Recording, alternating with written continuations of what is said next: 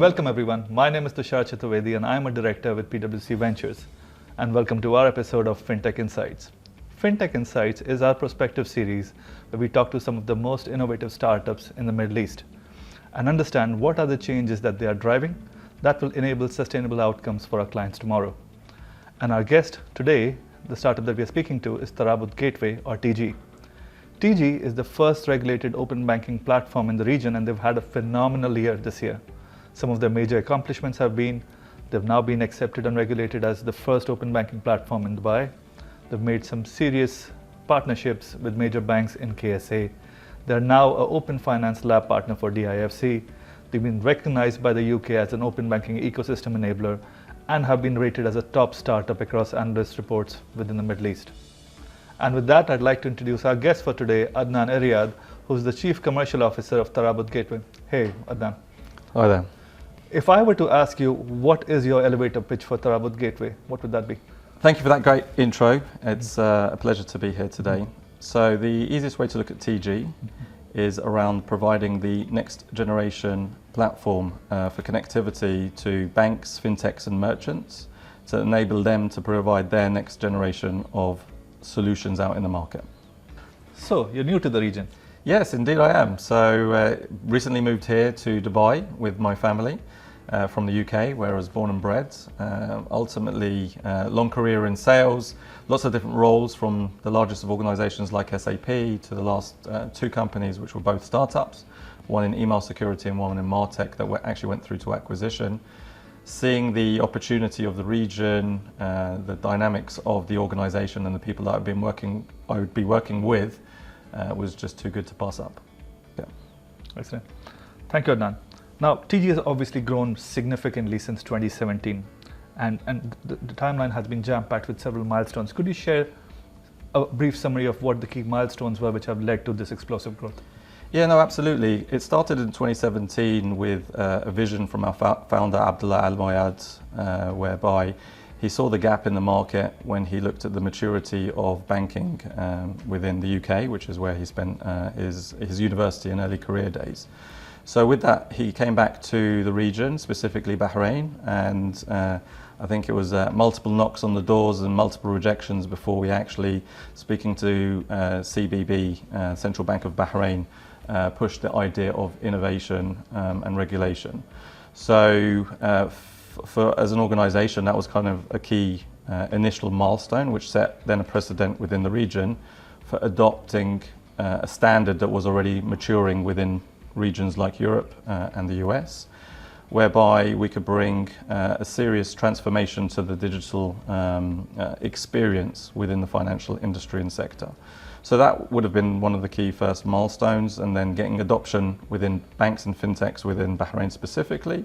We then looked to expand out to the UAE, setting up offices here in Dubai, but also in Abu Dhabi.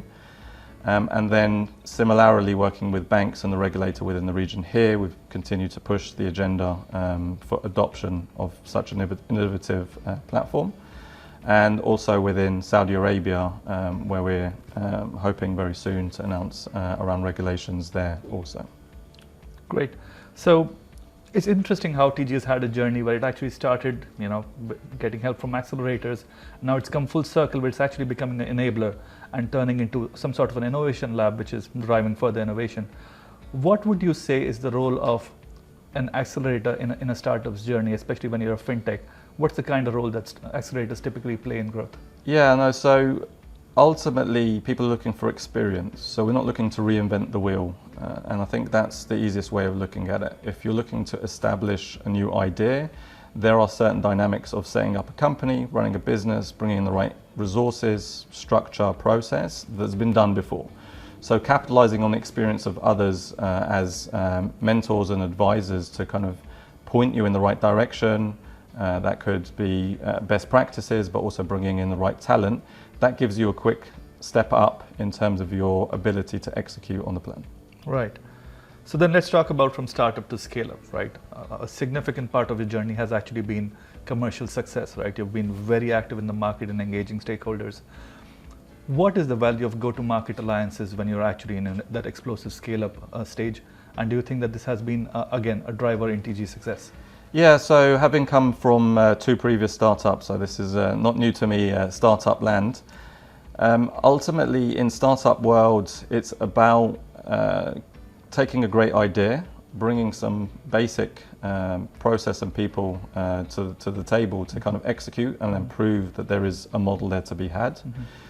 Once you've got through that initial phase of establishing market fit, the credibility of your product that you're looking to take to market, you need to start looking to build best practices around that to then execute. So I always talk about a foundational layer of which you can bring to the table that then allows you to go from having worn multiple hats to do a bit of sales, do a bit of marketing, and then also support the customer once they go live. Now bring in some speciality that then is the sales team, that is the marketing team, that is the product team, that can bring with them the experience that they have from their previous careers to then the table to allow that scope for growth. The ecosystem and the partner landscape is then key, because there you can also leverage that experience of having done it before. But also you can leverage the capacity side of things. So if I have one salesperson working for me, but I partner with a team that has an army of another 20, then automatically I get that scale in a win-win situation. So open banking obviously is a popular topic and it's featured in the media and news pretty often. While businesses understand this and fintechs understand this because it's core to their offering, as the end customer for banking, what is it that is enabled by TG that wouldn't be possible otherwise? Yeah, so I'd like to call on my own experiences here coming from the UK. Ultimately, there's a series of apps that you can use, whereby once you go into the app, it allows you to connect to multiple accounts that you might have, and then bring that account information into one place. So that's what we call account aggregation. So the ability to have insight then pulled off of the back of that in terms of what you're spending where, maybe on groceries, maybe on your subscriptions, and then being able to act on the back of that. That's absolutely something core to our platform, and that's something that we allow people to do. Beyond that, you may also choose to pay for something, either you're in a merchant app or otherwise. You've just bought something, your latest fashion wear, for instance, and at the point of checkout, traditionally you might choose credit card or debit card. We actually provide a payment facility, which is about payment initiation, that allows you to do that quicker and cheaper. So therefore, as a merchant, you might want to incentivize me as an end customer to use that mechanism to pay by giving me some kind of discount, for instance. Right. And this is obviously the continuum. So you have open banking, you have open finance, and then it goes on to open data where people can freely exchange information across different platforms.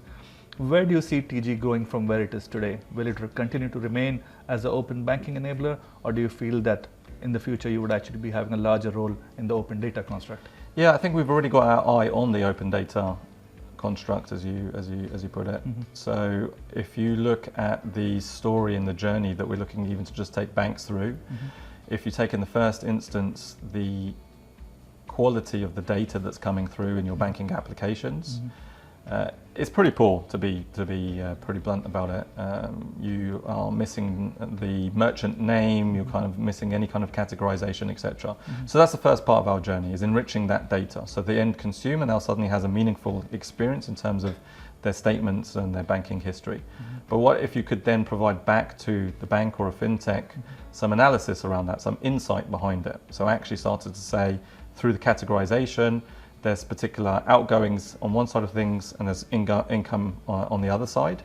And then take that even one step further to now say, well, I can do an equation of your outgoing minus your ingoing, and then start to provide a formula of sorts that allows you to provide certain services that previously may have required manual and paper process. Looking ahead, what do you anticipate for open banking in the next 12 months for the region? So what we're looking at is the early adoption of Bahrain as a geography, Saudi very soon, and UAE to follow. But we're also looking beyond that as we look to other countries within the MENA region, for instance, and even further beyond when we're looking at some specific use cases. So the adoption of open banking when it comes to compliance is key, and the exposure of the bank's data via these off-the-shelf APIs that make them scalable and secure and accessible to many. So we'll see that proliferate through the countries that we've started with. But we're also looking to keeping an eye on the fintechs as they exponentially grow within the region and then adopt the APIs that we're exposing to provide even more and more innovative solutions and providing even better customer experience out to the end consumers in the market. Great. So clearly regulation is going to be a big part of it. And given what we're hearing about the evolving regulation in the Middle East, I think consumers are in for a significant change in banking offerings in the coming 12 months, with the fintechs already lining up, the regulators almost about to release regulation around open banking. Right. So that's interesting. Then let's talk about the partners in a little more detail. Obviously, partners again have a many-to-many relationship, right? You'll be one of the several fintechs that would be engaging a partner because you only have a few scaled-up entities. What is the characteristic of a good go-to-market partner? When does it become a win-win situation? So I think it's kind of the exposure that they have within the market. So the more exposure they have in the market, automatically that's probably more resources on the ground, but it's also more experience. So quickly you can kind of learn from mistakes that don't need to be made, and make the right choices up front in terms of your joint go-to-market play. But it's a door opener as well. So if you take it from a bank's perspective, the more banks that we have that have more connected accounts, then ultimately you're capturing more percentage of the market share. So that's kind of part of the strategy that we took. So for instance, with Bahrain, if you look at the banks that we've signed up within the region, we now have 95% capture of the connected accounts now running through our platform within the region, which then makes those partnerships key, because then when you bring the fintechs to the table, through that many-to-many or one-to-many relationship, they're able to capitalize on that ecosystem. Right. And that's an interesting stat, right? 95% of market coverage in Bahrain, which essentially makes you the core of the open banking system within the country. And given your growth curve, it's likely that this situation will repeat in other countries as well. So what is the advice you would actually give to fintechs who are now getting onto the open banking ecosystem, given that you would significantly be underpinning several of their offerings? What's the kind of advice you would give to them? Yeah, so not to make it complicated, if there is a path of least resistance that enables your ecosystem quicker, take it. So what we do by providing industry standard APIs off the shelf, ready to drop into your application, that takes away that part of the journey. You can concentrate on your UX, you can concentrate on your overall end-to-end flow, but allow us to take care of that piece. We've exposed you to multiple other partners within the ecosystem. We've taken away the complexity of worrying about performance, scalability, stability, and we take care of that. You can take care of your business model and the benefit that you provide on top of that. Understood. And then, so that's on the market side, right? And you mentioned industry standard APIs, which is the core proposition of TG. So let's then move to the client side. Given that you were a first mover in this space, obviously there would have been a lot of pushback from customers to understand what the value proposition is, and adoption would not have been easy, right? So could you talk about some of the challenges that you still face in the market, given now that open banking is a relatively mature offering, and how does TG actually circumvent them? For sure. So ultimately there is a degree of education of the market still to be done. The maturity isn't quite there in some areas, and it's surpassed other regions in some other space.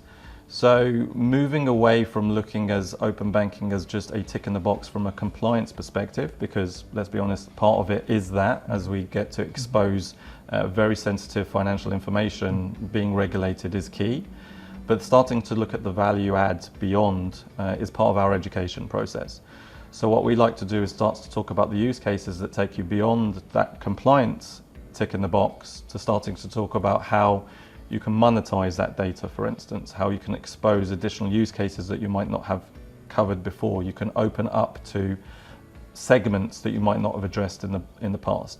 So for example, what we call thin file clients, so those that may have come from other countries working within the region, they don't have credit history, they don't have banking history, but they are still much potential for your customer base as anyone else. So what is it that you can do to expose your solutions to them and make them your customers? And that's where TG come into play. Understood. And then again, you raise a very interesting angle around the role of compliance in this, right? TG started in 2017, right? When the open banking bit was actually taking up steam in the UK, and it turned into a story in GCC as well. Would TG have been the same story had it started 10 years earlier? So it's an interesting question, as ultimately, who knows? That's hindsight, right? But I think ultimately where we are now is in a lot higher degree of maturity than we might have been in the past, both in terms of the technology that we're bringing to the table, but also in terms of the expectation from the market.